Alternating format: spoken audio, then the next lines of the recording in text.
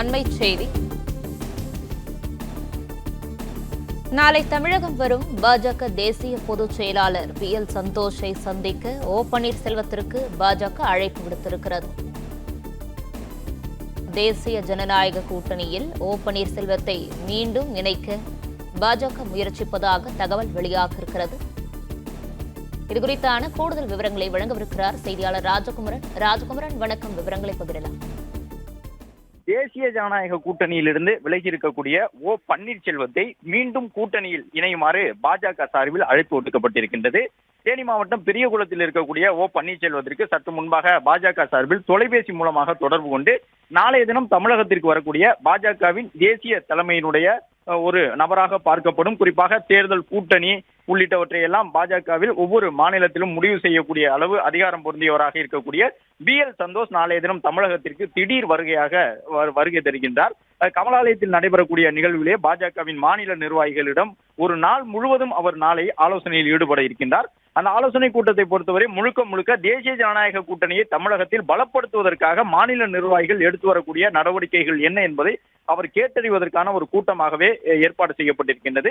இந்த நிலையில்தான் நாளை தமிழகம் வரக்கூடிய PL சந்தோஷை வந்து சந்திக்குமாறு பன்னீர்செல்வத்திற்கு பாஜக சார்பில் வேண்டுகோள் விடுக்கப்பட்டிருக்கின்றது. கூட்டணியை முறித்துக் கொண்டு பன்னீர்செல்வம் வெளியேறி சென்றிருக்கின்றார். பாஜகவுடன் இனி எங்களுக்கு எந்த ஒட்டுறவும் கிடையாது என்ற அதிகாரப்பூர்வமான அறிவிப்பினை தொண்டர்கள் உரிமை மீட்பு குழு சார்பில் வெளியிட்டு விட்டார்கள். கடந்த வாரம் சென்னையில் கூட்டம் கூட்டி அந்த முடிவினை எடுத்திருந்தார்கள். இந்த நிலையில்தான் தற்பொழுது மீண்டும் அவரை பாஜக கூட்டணிக்கு கொண்டு வருவதற்கான முயற்சியிலே பாஜகவின் தலைவர்கள் ஈடுபட்டிருக்கின்றார்கள். பன்னீர்செல்வம் கடந்த மாதங்களிலே பிரதமர் அவர்களும் உள்துறை அமைச்சர் அவர்களும் தமிழகம் வந்த பொழுது பிரதமரையும் உள்துறை அமைச்சர் அமித்ஷா அவர்களையும் சந்திப்பதற்கு நீண்ட முயற்சிகளை மேற்கொண்டிருந்தார். ஆனால் அவர் கண்டுகொள்ளப்படவில்லை.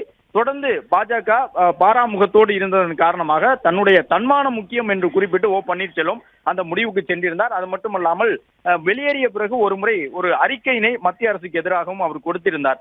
இந்த சூழ்நிலையில் தான் அதன் பிறகு மத்திய அரசை விமர்சிக்கக்கூடிய அறிக்கைகளை தவிர்த்துவிட்டு வழக்கமான தன்னுடைய பாணியிலே தமிழக அரசை மட்டும் அதன் தவறுகளை சுட்டிக்காட்டக்கூடிய விதமான அறிக்கைகளை வெளியிட்டு வருகின்றார். எனவே பாஜக சார்பில் பன்னீர்செல்வத்தை மீண்டும் கூட்டணிக்கு கொண்டு வருவதற்கான ஒரு முயற்சி மேற்கொள்ளப்படும் என்று சொல்லப்பட்ட நிலையில்தான் இந்த அழைப்பு நேரடியாக அவருக்கு விடுக்கப்பட்டிருக்கின்றது.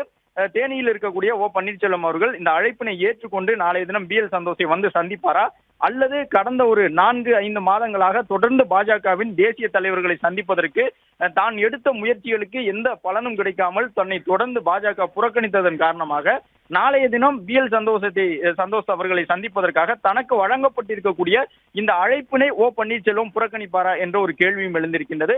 பன்னீர்செல்வத்தை மீண்டும் கூட்டணியில் இணைக்க வேண்டும் என்று அம்மா மக்கள் முன்னேற்ற கழகம் உட்பட பல்வேறு கூட்டணி கட்சியினரும் வலியுறுத்தி வருகின்றார்கள். இந்த சூழ்நிலையில்தான் தென் மாவட்டத்திலே பாஜக இந்த முறை கணிசமான வாக்குகளை பெற வேண்டும் என்ற நோக்கத்தோடு இருக்கின்றது. எனவே பன்னீர்செல்வத்தினுடைய ஆதரவு முக்கியமாக பாஜகவால் பார்க்கப்படுகின்றது.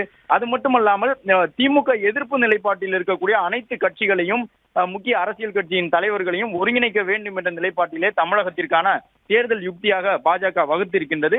இந்த சூழ்நிலையில் தான் கூட்டணியிலிருந்து வெளியே சென்றிருக்கக்கூடிய பன்னீர்செல்வத்தை உடனடியாக இணைப்பதற்கு பாஜக முயற்சித்து வருகின்றது.